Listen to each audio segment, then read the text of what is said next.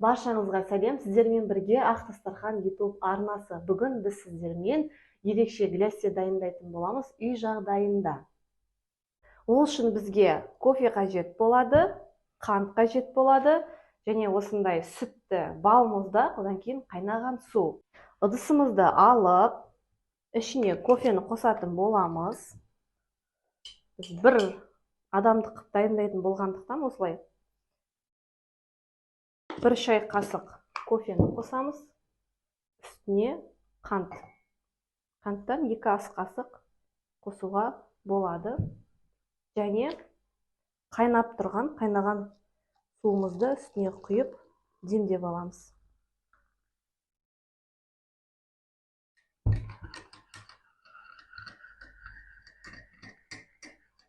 Міне осылай жақсылап араластырып аламыз, қантымыз ерігенше.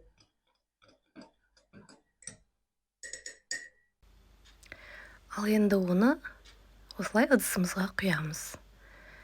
Негізі әдемі гляссенің стаканында пайдалансаңыздар болады. Біз үйдегі осы стаканда пайдаландық. Міне құйдық.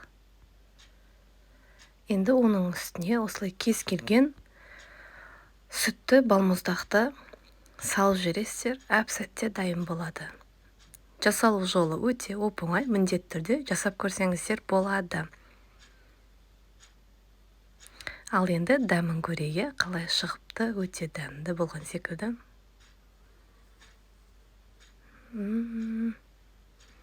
Керемет, міндетті түрде жасап көріңіздер. Ас болсын және біздің арнамызға тіркеліп алыңыздар.